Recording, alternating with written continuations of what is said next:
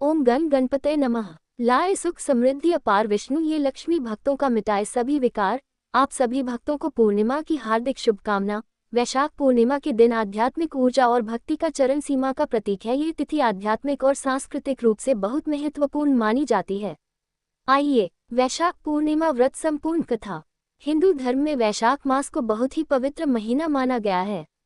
इस मास की पूर्णिमा तिथि को गंगा स्नान, दान, पुण्य और व्रत करने से विशेष लाभ प्राप्त होता है। वैशाख पूर्णिमा के दिन ही महात्मा बुद्ध का जन्म हुआ था, इसलिए इसे बुद्ध पूर्णिमा भी कहते हैं। ये कहा जाता है कि इस व्रत के प्रभाव से अकाल मृत्यु का भय नहीं रहता है। साल में ये पूर्णिमा श्रेष्ठ होती है। इस दिन को वैशाख स्नान और भगवान शिव के मंदिर में लगी जल धारा को पूर्ण करके अर्चना करनी चाहिए। पुराणों में वैशाख पूर्णिमा को अत्यंत पवित्र और फलदायी माना गया है। वैशाख पूर्णिमा के दिन शक्कर और तिल दान करने से अनजाने में हुए पापों का क्षय भी हो जाता है। साथ ही वैशाख पूर्णिमा की इस कथा का पाठ करने से व्रत का फल दोगुना मिलता है। सुनते हैं वैशाख पूर्णिमा की संपूर्ण व्रत कथा। पूर्णिमा व्रत कथा। द्वापर युग में एक समय की बात है कि यशोदा जी ने कृष्ण से कहा, हे कृष्ण, तुम सारे संसार के उत्पन्नकर्ता, पोषण तथा उसके संहारकर्ता हो। आज कोई ऐसा व्रत मुझसे कहो जिसके करने से मृत्युलोक में स्त्रियां को विधवा होने का भय न रहे तथा यह व्रत सभी मनुष्यों की मनोकामना पूर्ण करने वाला हो। श्री कृष्ण कहने लगे, हे माता, तुमने अति सुंदर प्रश्न किया है। मैं तुमसे ऐसे ही व्रत को सविस्तार कहता हूँ। सौभाग्य की प्राप्ति के लिए स्त्रियों को द्वात्रिंशत अर्थात 32 पूर्णिमाओं का व्रत करना चाहिए। इस व्रत को करने से स्त्रियों को सौभाग्य संपत्ति मिलती है। यह व्रत अचल सौभाग्य को देने वाला और भगवान शंकर के प्रति मनुष्य मात्र की भक्ति को बढ़ाने वाला है। यशोदा जी कहने लगी, हे कृष्ण, सर्वप्रथम इस व्रत को मृत्युलोक में किसने किया था? इसके विषय विस्तार पूर्वक मुझसे कहो। श्री कृष्ण जी कहने लगे कि इस भूमंडल पर एक अत्यंत प्रसिद्ध राजा चंद्रहास से पालित अनेक प्रकार के रत्नों से परिपूर्ण कातिका नाम की एक नगरी थी। वहां धनेश्वर नाम का एक ब्राह्मण था और इसकी स्त्री अति सुशील रूपवती थी। दोनों ही उस नगरी में बड़े प्रेम से साथ रहते थे। घर में धन धान्य आदि की कोई कमी नहीं थी। उनको एक बड़ा दुख था, उनकी कोई संतान नहीं थी, जिस वजह से वह बहुत दुखी रहते थे। एक दिन एक बड़ा तपस्वी योगी उस नगरी में आया।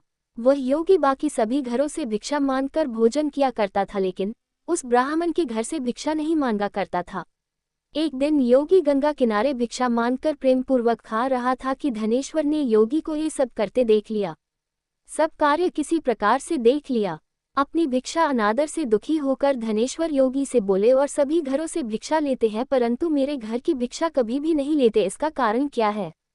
योगी कहने लगा कि आपके धर्म हमें इस बात की आज्ञा नहीं देता है, क्योंकि अभी आप गृहस्थ जीवन में एक सुख से वंचित हैं।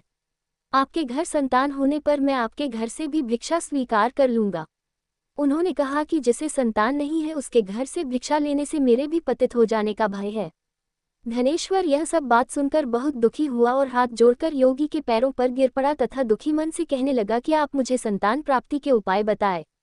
आप सर्वज्ञ हैं, मुझ पर अवश्य ही यह कृपा कीजिए।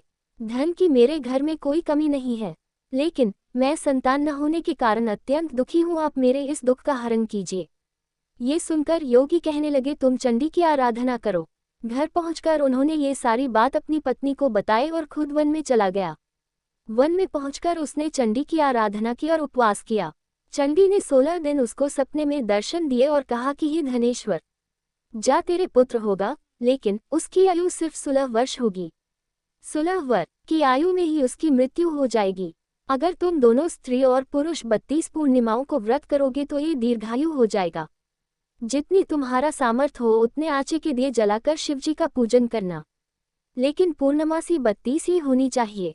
सुबह होती ही तुम्हें इस स्थान के पास एक आम का पेड़ दिखाई देगा, उस पर चढ़कर एक फल तोड़कर अपने घर चले जाना। अपनी स्त्री का इस बारे में बताना। सुबह स्नान होने के बाद वह स्वच्छ होकर शंकर जी का ध्यान करके उस फल को खा ले, तब शंकर भगवान की कृपा से उसको गर्भ हो जाएगा। जब ब्राह्मण सुबह उठा तो उसे उस स्थान पर आम का पेड़ दिखाई दिया और वह उससे फल तोड़ने के चढ़ा, लेकिन वह पेड़ पर चढ़ नहीं पा रहा था।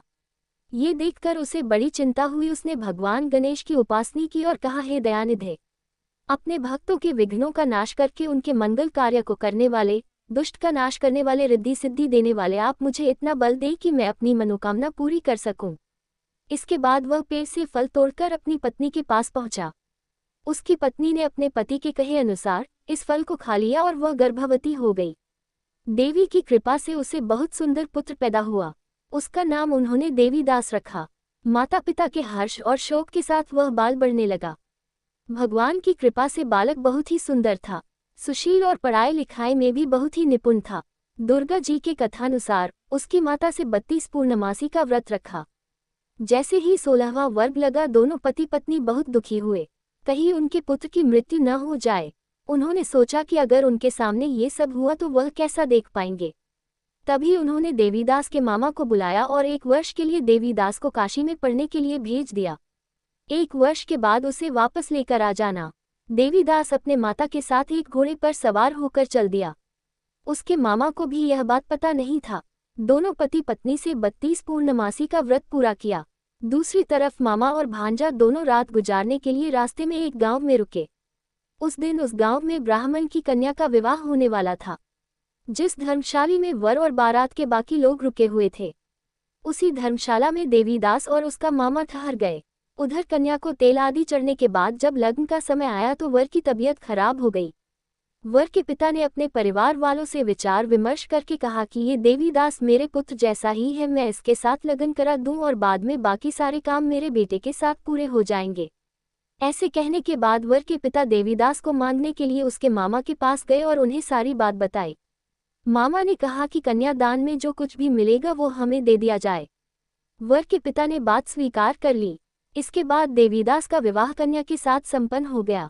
इसके बाद वह अपनी पत्नी के साथ भोजन न कर सका और मन में विचार करने लगा कि न जाने ये किसकी पत्नी होगी। ये सोचकर उसकी आंखों में आंसू आ गए। तब वधू ने पूछा कि क्या बात है, आप उदास क्यों हैं? तब उसने सारी बातें पत्नी को बता दी। तब कन्या कहने लगी, यह ब्रह्म विवाद के विपरीत है। आप ही मेरे पति हैं, मैं आपकी की पत्नी रहूंगी, किसी अन्य की कभी नहीं। तब देवीदास ने कहा, ऐसा मत करिए क्योंकि मेरी आयु बहुत कम है, मेरे बाद आपका क्या होगा। लेकिन उसकी पत्नी नहीं मानी और बोली, स्वामी आप भोजन कीजिए। दोनों रात में सोने के लिए चले गए। सुबह देवीदास ने पत्नी को 4 निगों से जड़ी एक अंगूठी दी और एक रुमाल दिया और बोला कि हे प्रिय, इसे लो और संकेत समझकर स्थिर चित हो जाऊं। मेरे मरण और जीवन जानने के लिए एक पुष्प वाटिका बना लो, उसमें सुगंधी वाली एक नव मल्लिका लगा लो, उसको प्रतिदिन जल से सींचा करें और आनंद के साथ खेलो कूदो। जिस समय और जिस दिन मेरा प्राणांत होगा उस दिन ये फूल सूख जाएंगे। जब ये फिर से हरे हो जाएं तो जान लेना मैं जीवित हूँ। ये समझाकर वह वहां से चला गया। इसके बाद जब वर और बाकी बाराती मंडप में आए तो कन्या ने उसे देखकर कहा कि ये मेरा पति नहीं है, मेरे पति वह है जिनके साथ रात में विवाद हुआ है, इसके साथ मेरा विवाह नहीं हुआ है। अगर यह वही है तो ये बताएं कि मैंने इसके क्या दिया है, साथ ही कन्यादान के समय को आभूषण मिले उन्हें दिखाएं। कन्या की ये सारी बातें सुनकर वह कहने लगा कि मैं ये सब नहीं जानता। इसके बाद सारी बारात भी अपमानित होकर लौट गई। भगवान कृष्ण बोले, हे माता, इस प्रकार देवीदास काशी चला गया। कुछ समय जब बीत गया तो एक सर्प उसको डसने के लिए वहां आया, लेकिन वह उसको काट नहीं पाया क्योंकि उसकी माता ने पहली ही 32 पूर्णिमा का व्रत कर लिए थे। इसके बाद खुद काल वहां पहुंचा। भगवान की कृपा से तभी वहां माता पार्वती और भगवान गणेश आ गए। देवीदास को मूर्छित दशा में देखकर माता पार्वती ने भगवान शिव से प्रार्थना की कि महाराज, इस बालक की माता ने पहले ही 32 पूर्णिमा के व्रत कर लिए हैं, आप इसको प्राण दे। भगवान शिव ने माता पार्वती के कहने पर उसे प्राण दान दे दिया। उधर उसकी पत्नी उसके काल की प्रतीक्षा कर रही थी। उसकी पत्नी ने जाकर देखा कि पुष्प और पत्र दोनों ही नहीं है तो उसको बहुत आश्चर्य हुआ और जब उसने देखा कि पुष्पवाटिका फिर से हरी हो गई तो वह समझ गई कि उसका पति जिंदा हो गया है। इसके बाद वह बहुत ही प्रसन्न होकर अपने पिता से कहने लगी कि मेरे पति जीवित हैं, उनको ढूंढिए। जब 16वां वर्ष व्यतीत हो गया तो देवीदास भी अपने मामा के साथ काशी चल दिया। इधर उसकी पत्नी के परिवार वाले उन्हें ढूंढने के लिए जा ही रहे थे कि उन्होंने देखा कि देवीदास और उसका मामा उधर ही आ रहे थे। उसको देखकर उनके ससुर बहुत प्रसन्न हुए और उसे अपने घर ले आए।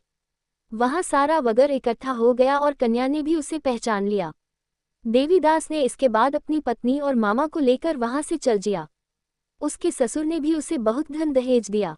जब वह अपने घर की तरफ चल रहा था तो उसके माता पिता को लोगों ने खबर कर दी, तुम्हारा पुत्र देवीदास अपनी पत्नी और मामा के साथ आ रहा है।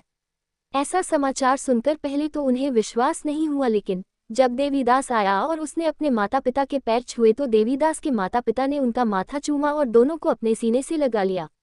दोनों के आने की खुशी में धनेश्वर ने बहुत दान दक्षिणा ब्राह्मणों को दी। श्री कृष्ण जी कहने लगे कि इस तरह धनेश्वर को 32 पूर्णिमाओं को व्रत के प्रभाव से संतान प्राप्त हुई। जो स्त्रियां इस व्रत को करती हैं वह जन्म जन्मांतरों तक वैधव्य का दुख नहीं भोगती हैं और सदैव सौभाग्यवती रहती हैं। यह मेरा वचन है। यह व्रत संतान देने वाला और सभी मनोकामनाओं को पूरा करने वाला है। इति श्री पूर्णिमा व्रत कथा समाप्त। सभी भक्तगण बोलिए विष्णु भगवान जी की जय, विष्णु भगवान जी की जय, विष्णु भगवान जी की जय, विष्णु भगवान जी की जय, विष्णु भगवान जी की जय। अगर आपको ये कथा प्रसंग अच्छी लगी हो तो ऐसी ही और धार्मिक कथा प्रसंग को सुनने के लिए आप हमारे YouTube चैनल को सब्सक्राइब, लाइक और ज़्यादा से ज़्यादा लोगों के साथ शेयर करें। अपने विचार हमें कमेंट बॉक्स में जरूर भेजें। धन्यवाद।